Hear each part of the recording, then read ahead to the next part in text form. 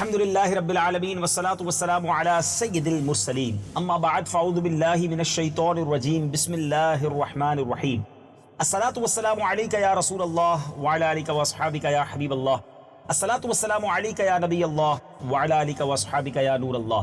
میٹھے میٹھے اسلامی بھائیوں اور مدنی چینل کے ناظرین، سلسلہ ہے اللہ کا پیغام مومنوں کے نام، جس میں الحمدللہ ہم بہت خوبصورت قرآنی آیات کو سنتے ہیں، سمجھنے کی کوشش کرتے ہیں، اور بالخصوص ان آیاتوں کو سنتے ہیں جس میں ہمارے رب عز و جل نے براہ راست ہم سے بات کی ہے۔ آج کون سی صورت ہے اور کون سی آیت ہے؟ سورہ تغابن آیت نمبر 14۔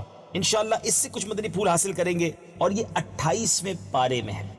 آئیے پہلے قرآن پاک کی اس آیت کی تلاوت سنتے ہیں، پھر ترجمہ سنیں گے اور پھر تفسیر صراط الجنان سے بڑے ہی پیارے مدنی پھول سنیں گے۔ یا ایھا الذین آمنوا ان من ازواجکم واولادکم عدوا لکم فاحذروہم وَإِن تَعْفُوا وَتَصْفَحُوا وَتَغْفِرُوا فَإِنَّ اللَّهَ غَفُورٌ رَّحِيمٌ۔ ترجمہ کنز العرفان۔ اے ایمان والو، بے شک تمہاری بیویوں اور تمہاری اولاد میں سے کچھ تمہارے دشمن ہیں، تو ان سے احتیاط رکھو، اور اگر تم معاف کرو اور درگزر کر دو اور بخش دو تو بے شک اللہ بڑا بخشنے والا بہت مہربان ہے۔ یا ایھا الذین آمنوا ان من ازواجکم واولادکم عدوا لکم۔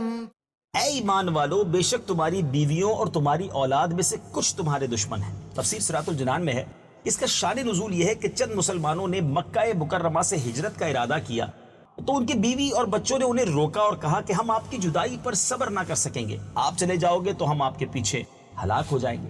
یہ بات ان پر اثر کر گئی اور وہ ٹھہر گئے۔ کچھ عرصے کے بعد جب انہوں نے ہجرت کی تو انہوں نے نبی پاک علیہ الصلوۃ والسلام کے صحابہ کرام کو دیکھا کہ وہ دین میں بڑے ماہر اور فقیہ ہو گئے۔ یہ دیکھ کر انہوں نے اپنے بیوی بچوں کو سزا دینے کا فیصلے کا ارادہ کیا اور یہ قصد کیا کہ ان کا خرچ بند کر دیں گے، کیونکہ وہی لوگ انہیں ہجرت سے روکنے والے مانے ہوئے۔ اس کا نتیجہ یہ ہوا کہ حضور پرنور صلی اللہ تعالی علیہ وسلم کے ساتھ ہجرت کرنے والے اصحاب علم و فقہ میں ان سے منزلوں آگے نکل گئے۔ اس پر یہ آیت کریمہ نازل ہوئی جس میں آئندہ ایسے بیوی بچوں کی بات ماننے سے منع کیا گیا، ان سے تعلق ترک کرنے سے بھی روکا گیا، اور انہیں اپنے بیوی بچوں سے درگزر کرنے اور معاف کر دینے کی ترغیب بھی دی گئی۔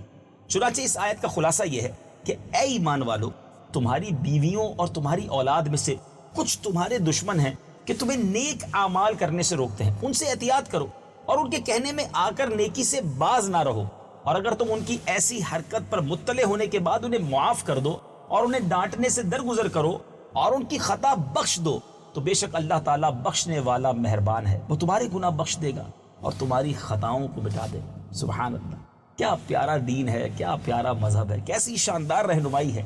آیت ان من ازواجکم و اولادکم عدوا لکم، اس سے حاصل ہونے والی معلومات، اس آیت سے 4 باتیں معلوم ہوتی ہیں۔ نمبر 1، جو بیوی بچے اللہ تعالیٰ کی اطاعت، نماز، حج اور ہجرت سے روکیں وہ ایک اعتبار سے ہمارے دشمن ہیں کہ ہماری آخرت کو نقصان پہنچاتے ہیں، اور دشمن وہی ہوتا ہے جو نقصان پہنچائے، لہٰذا ان کی بات نہیں ماننی چاہیے۔ یہ آیت ان لوگوں کے بارے میں اتری جن کو ان کے بال بچوں نے ہجرت کرنے سے روکا تھا، حالانکہ ہجرت ان پر فرض تھی۔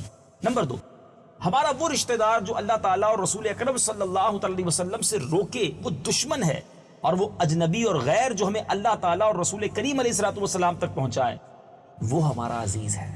نمبر 3، اللہ تعالیٰ اور رسول کریم علیہ الصلوۃ والسلام کے مقابلے میں کسی کی اطاعت نہیں ہے۔